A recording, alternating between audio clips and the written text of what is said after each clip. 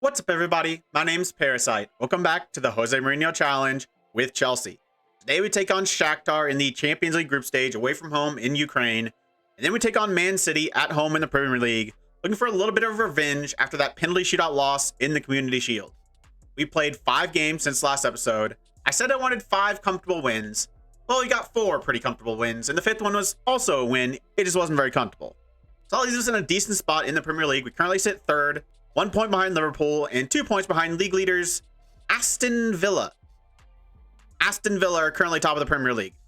Okay, but we do have the best goal difference in the league so far, so we're still in a pretty decent spot even with that poor start. So I'm okay with how things have gone so far. The first of our 5 straight wins started at Blackburn at home in the EFL Cup, and it was only a 1-0 win, but it was one of the comfortable ones. We were the much better team. Again, our attack was not very good. We should have scored more than we did, but they didn't have a shot on target. Even though we only won by 1 goal, it did feel pretty comfortable for the majority of the match. And we did rotate quite a bit as well, so that's a little bit of it. Vidovic started at striker, and he got an assist. That was good to see. Next up, we played Leeds at home in the Premier League, and that was a very comfortable one. A 4-0 win. Bruno Thiago getting a hat trick, Mason Mount getting a goal as well. And it was just another very comfortable win. We were very good in terms of possession, 65%. Chances and everything, XG, much higher. Playing well. I'm very, very glad to see. Then another clean sheet. We get 4 in a row. The 3rd one to Villarreal in the Champions League. But they did have a sending off after 25 minutes. Former Man City man Romeo Lavia was sent off. And so it's a little frustrating still to not score until the 64th after they were down a man for most of the first half. But we did eventually get that goal, and it was a pretty comfortable victory. Then we took on Brentford at home in the Premier League, and it's another 4-0 win. But it is 4 straight home games, so we always struggle away from home more than we do at home, so it's hard to say a lot about this run, and the teams weren't super difficult. I mean, the most difficult was probably Villarreal, and they had a sending off. But Brentford, we beat them 4-0. Mariba with the penalty goal, Sesko with the goal, Zvonarek getting a goal, and Raheem Sterling getting a goal as well. And then the less comfortable one, and it might not look like it with a 3-1 victory, but it was the only match so far this season, we're 3 months in, that we didn't actually win the XG battle. Newcastle had a higher XG than us, even though we beat them 3-1. So it felt really off. We don't get in these kind of situations very often. We're almost always the better team. And if we don't have higher XG, we usually don't win. This time we did. I did a little bit of rotation with this Shakhtar match coming up. Bruno Thiago started on the bench, but we were losing at halftime. So I brought him on at halftime for Raheem Sterling, who's never been good for us. So he came off, Bruno Thiago came on, and he got 2 of the 3 goals to give us the win. Very, very happy to get that win. But still not super comfortable because, like I said, 4 of those matches were at home and they weren't against the best teams, and the one that was decent had a sending off. So I still don't know exactly how good this team is. But before we get to this Shakhtar match, I've also negotiated some contracts with some of our most important first team players. The first 3 that got contracts actually didn't get new years on their contracts. They're kind of older guys that were willing to take a wage cut, but they didn't want to add future years on, which I was okay with. You know, we save money. So Frank Kessie has signed a new contract, going him down to 230K a week wages. No new years, but he does have another year after 10 games. He's the only one whose contract's running out at the end of this year. Mason Mount, another one that got a new contract. His contract's running out at the end of next year, but he took a wage cut, a pretty significant one, down to 275. And then Kai Havertz took a very significant wage cut. I think he was at 450. He goes down to 350. But still, no new years. Still, contract runs out at the end of next year. One that did add an extra year was Reece James. He got 1 more year in his deal. It was going to run out at the end of next year. Now it's going to run out at the end of 2034. And he stayed on the same wage, 300K a week. 2 other players got their contracts extended and got a little bit of a wage rise. And they're 2 ones of our younger first team players. The first one being Benoit Badiashile, 30 years old, but we gave him a new couple of years on his deal. He took a little bit of a wage rise, but he was actually on a pretty cheap deal. 195 is what he's currently on. At the end of this season, he's going to go to 230. So these deals actually aren't going through right now. They're going through at the end of the season. So we still see all those wage benefits of these wage cuts the other guys took. And after the season's over, then the new contract will hit. But it's not much of a pay rise, 195 to 230, not significant. The other one that got a new contract was Eduardo Camavinga. He is signed, I believe, a 4 or 5 year deal, long-term deal. He's currently on 350. Again, at end of the season, he'll sign a new deal. His goes up a little bit more, up to 425. 75K is quite a bit, but he's also extremely, extremely good, and he's only 28 years old, so I'm really happy to tie him down. Another couple that I tried to extend, but he couldn't quite agree a fee. Their contracts aren't running out too soon. Jimmy Wong's the first one to the end of next year. I wanted to get him on a new deal. He's not exceptional, but he's homegrown at club. He's good enough, and so I want to keep him around. Currently on 105. I can't remember exactly what he was asking for, but we couldn't quite work it out, but we've got plenty of time to work out a new deal.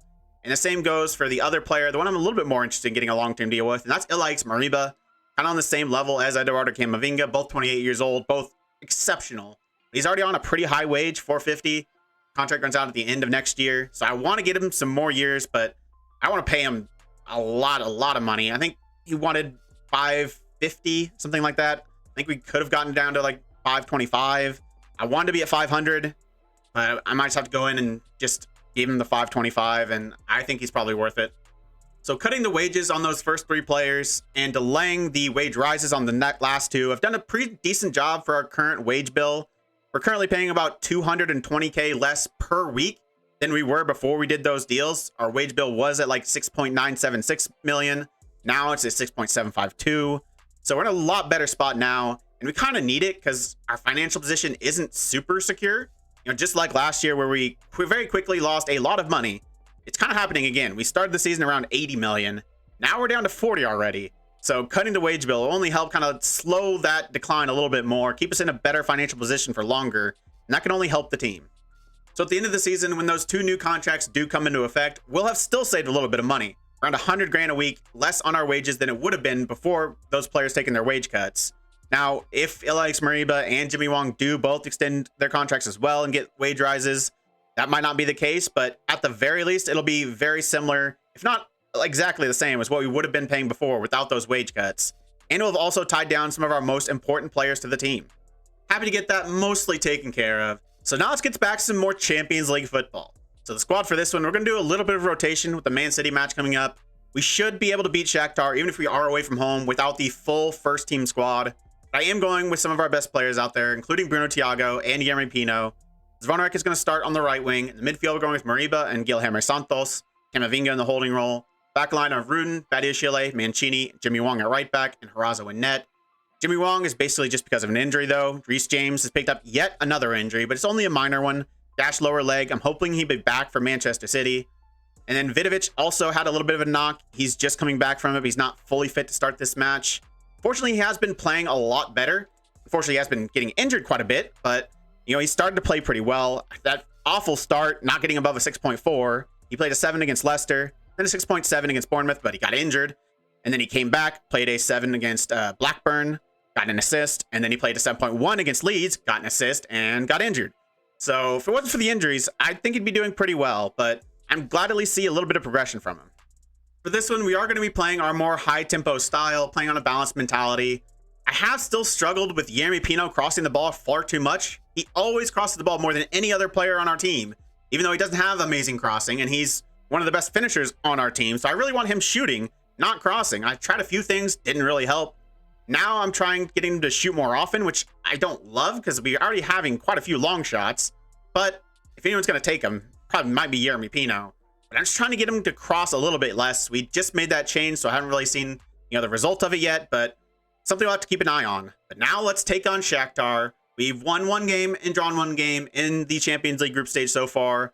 We kind of need this to be another win. First highlight of the match is 8 minutes in. We started decently well. We have the only shots in the match so far. 3 shots, 1 on target. Starting to get a decent amount of possession to start this match. I don't expect that to continue with our high tempo, but it's a good thing to start. Good thing to start well to kind of take control of the match. We're going to have the first highlight. Santos putting it into the back post, but Yeremy Pino can't win the header. That's not really his game. He's like 5'8". But Alex Moriba's going to pick it up. Go to this right-hand side. He's going to go back to Mark Rudin. Back to Alex Moriba. Back to Mark Rudin. Back to, is he onside? Okay, I thought he was offside for a second. I hate those. I just pass it to do this just blatantly offside for no reason. But we do keep the ball onside, and we find Yeremy Pino with the through ball. Bruno Thiago will be credited with the assist if it does count, and it is very close. That is a well-worked play, playing in really small areas, but finding the ball through, and Yeremy Pino with a good finish, but unfortunately, he's not onside. How close was this, though? I feel like it was really close. He might have been off by a mile. I don't know. It's very, very close. He is, if anything, slightly off. Promising start, though. 13 minutes in now. We've got to throw in down this left-hand side. We still haven't seen Shakhtar do anything so far. They still don't have a shot. Yeremy Pino crosses the ball, but Zvonark's going to pick it up. He's going to go another cross ball. Stop crossing. I don't know what else I can do. I'm telling them to work the ball into the box. They're both told to cross less. What can I freaking do? Alex Mourinho gonna go back to Rudin, and he's gonna get tackled. He's gonna pick this up still though. He's gonna get there. He's gonna put a ball in. I mean, if anyone's gonna cross it, the fullbacks are probably one of the ones to do it. Zvonarek picks it up, looks for a through ball, and it just bounces around until it falls to Yeremy Pino. And I don't think he's offside this time. He got his goal taken away from him last time. This one is gonna count, and Chelsea take the lead 14 minutes in. Well, after that goal, there's been basically a whole lot of nothing. We've had a lot of chances. We just haven't seen any of them. The first one we see is basically a pointless highlight.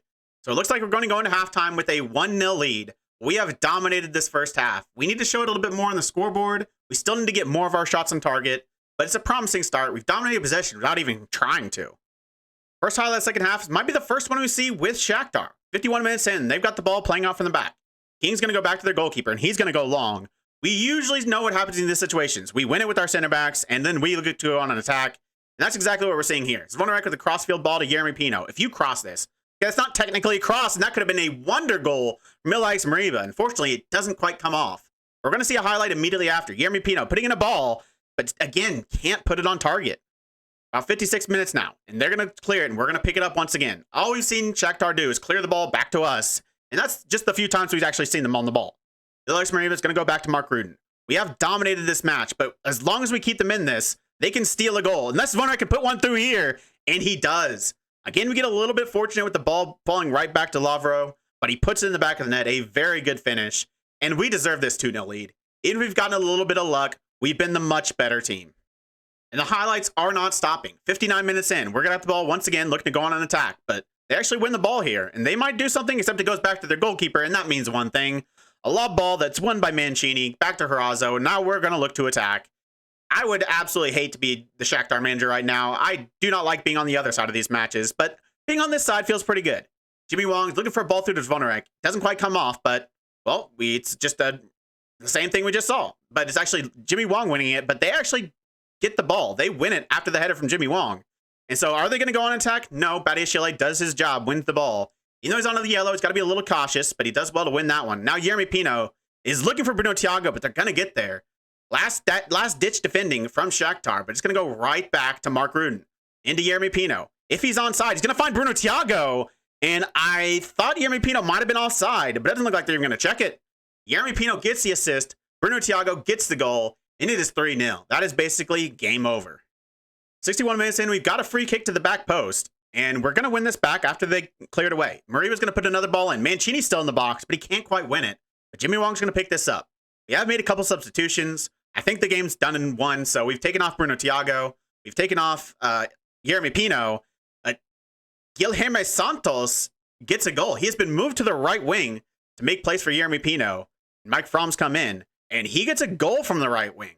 A very good finish as well. A little chip over the goalkeeper. I thought that was just a nothing highlight, but it's another goal for Chelsea, and it's 4-0. And it was the other sub, Benjamin Sesko, on for Bruno Thiago, who got the assist. Good to see them making an immediate impact. Alex Mourinho is going to look for Guilherme Santos. He's going to see if he can put a ball in. He's already gotten a goal. Can he get an assist, but not a good ball back to Jimmy Wong. They're going to clear it, but they just headed back onto our center backs. We have not seen them on our half of the pitch like it all today. Mike Fromm, the other substitute, and he gets a goal as well. One substitute gets an assist, the other one gets a goal, and it is becoming an embarrassing affair for Shakhtar. It is 5-0. 74 minutes in. I think Shakhtar are just waiting for the pain to stop because this has been an absolute thrashing. Mark Rudin on the ball. We're looking for 6. Lavro Zvonarek playing on the left wing this time. Alex Mourinho going to go back to Zvonarek.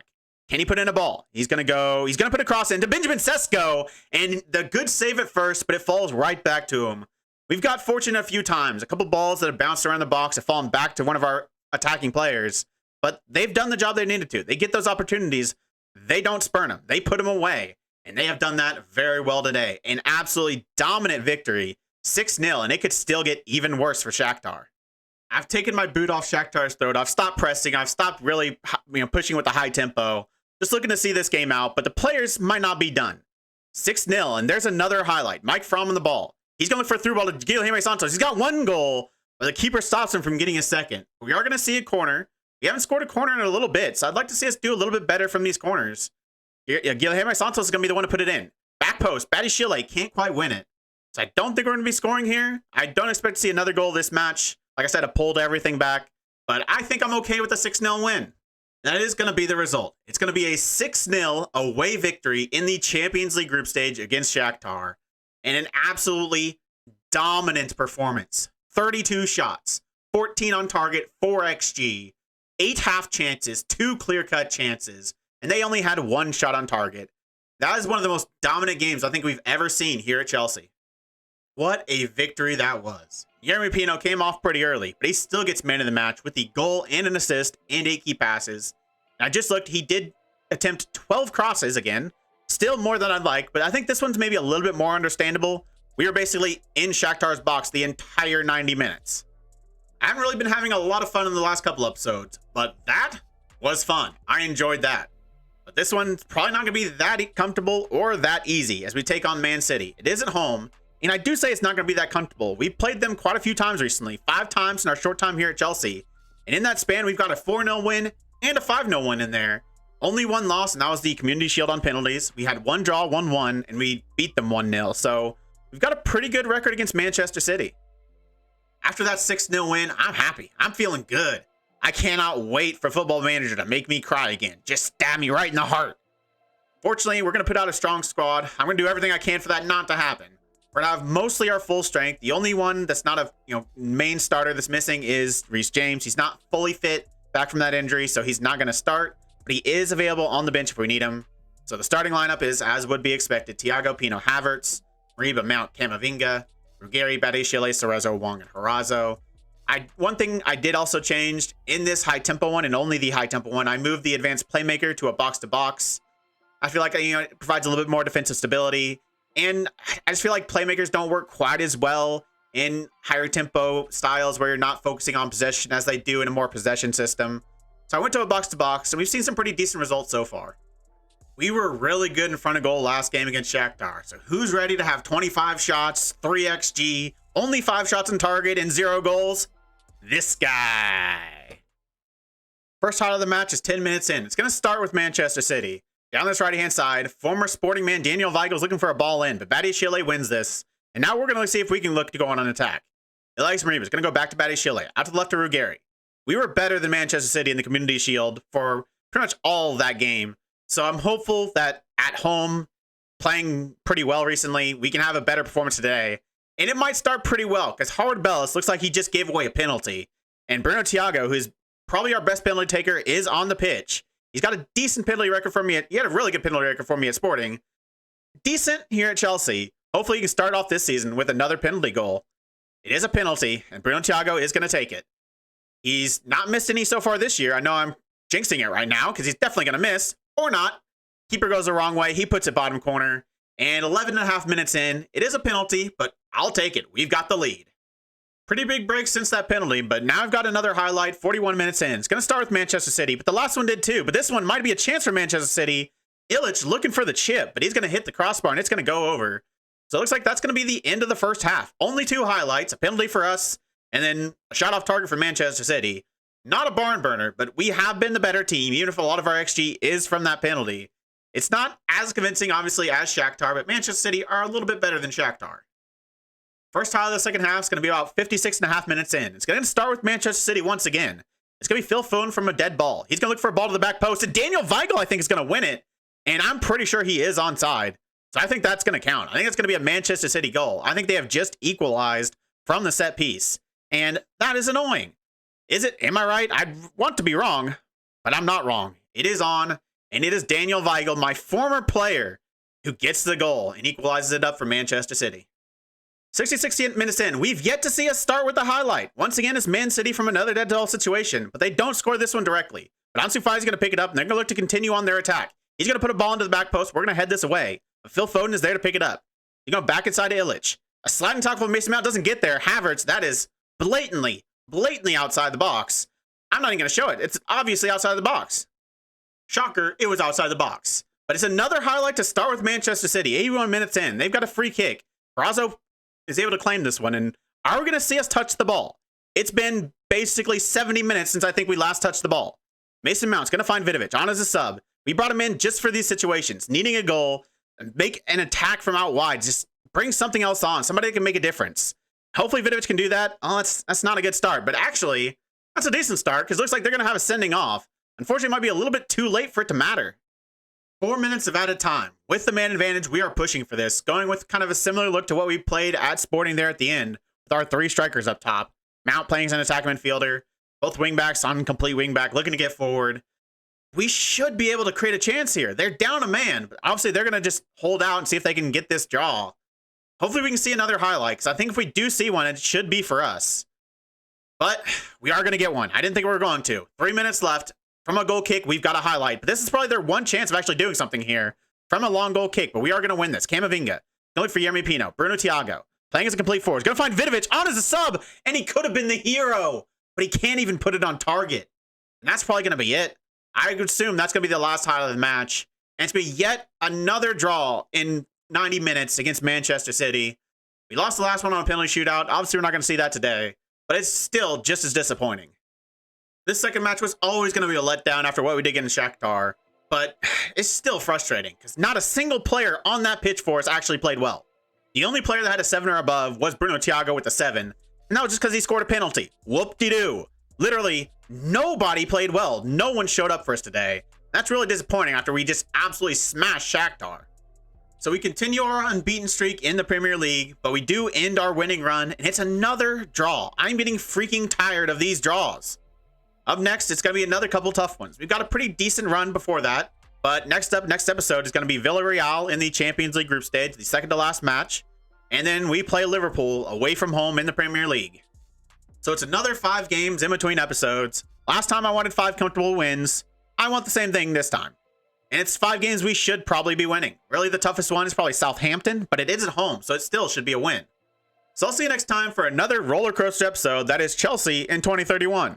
We're on an unbeaten run, but I still could look at every single one of these games and be like, yeah, I could definitely see us losing that.